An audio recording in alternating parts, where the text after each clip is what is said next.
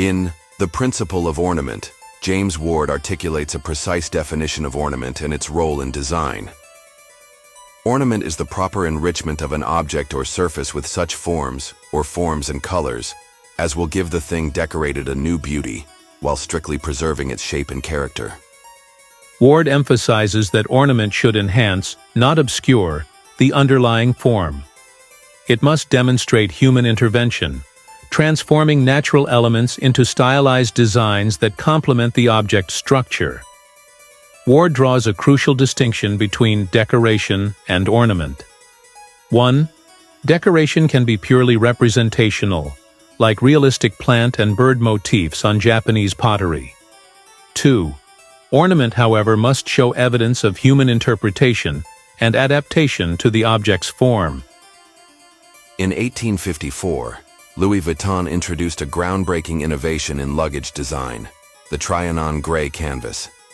This development marked a significant departure from traditional leather trunks and revolutionized the luggage industry. Vuitton's primary motivation for this innovation was to address the persistent issue of odor transfer from leather casings to the contents of trunks. To solve this problem, he developed a canvas treated with a flower-based adhesive. This novel material offered several advantages over conventional leather. 1. Odor reduction. The canvas effectively eliminated the strong scents associated with leather. 2. Waterproofing. The flower-based glue treatment rendered the fabric impermeable to water. 3. Weight reduction. The canvas was significantly lighter than leather, enhancing portability.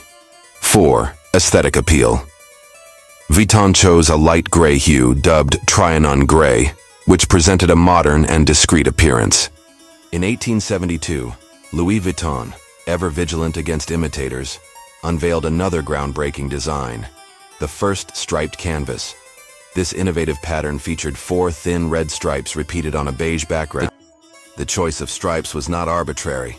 Historian Michel Pastoureau, in his book L'étoffe du Diable, provides fascinating insights into the cultural significance of stripes in Western society.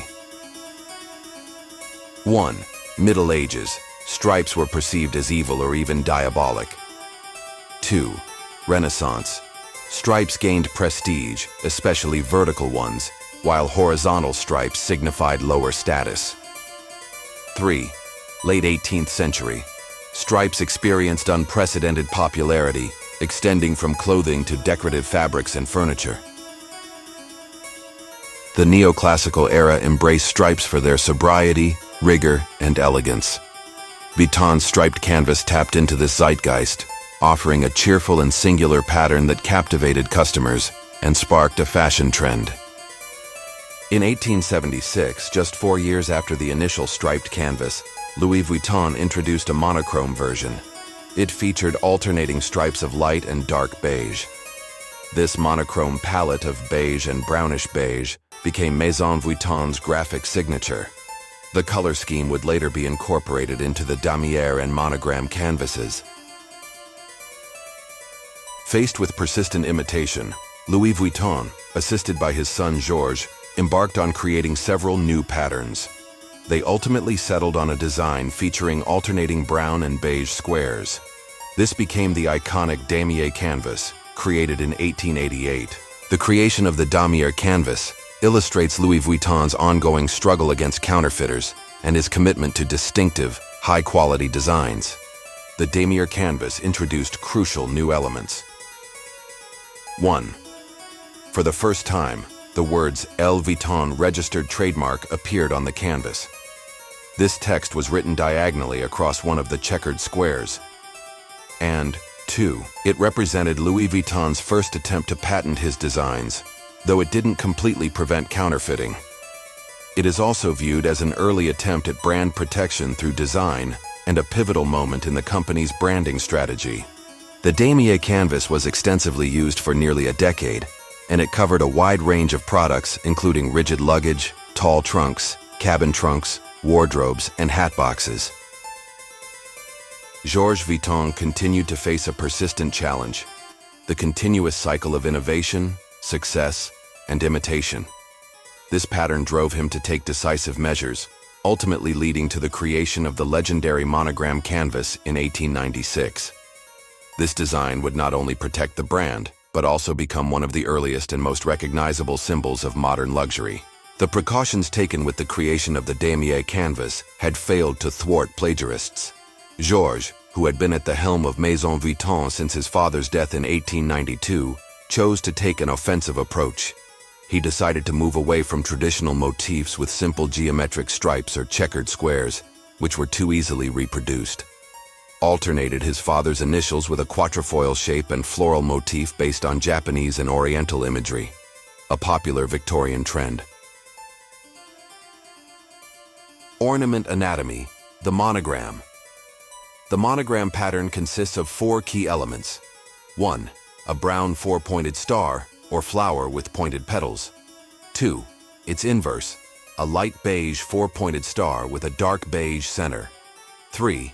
A brown 4-petal flower inside a light beige circle. 4. The interlaced LV initials of Louis Vuitton. The monogram is rich in symbolism. It represents filial piety, with Georges paying tribute to his father through the LV initials. The floral elements may be seen as Georges scattering flowers on his father's work. Some interpret the 4-petal flowers and 4-point stars as lucky symbols, akin to 4-leaf clovers. Professor Atsushi Miura of the University of Tokyo suggests that the monogram canvas should be understood within the broader artistic and cultural context of late 19th century France.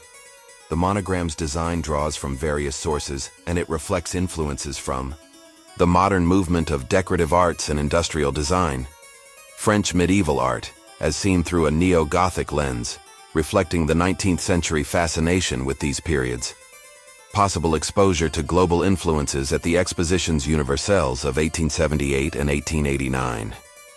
The work of Viollet-le-Duc, a prominent figure in Gothic revival architecture. Decorative arts of the late 19th century, including the emerging Art Nouveau movement.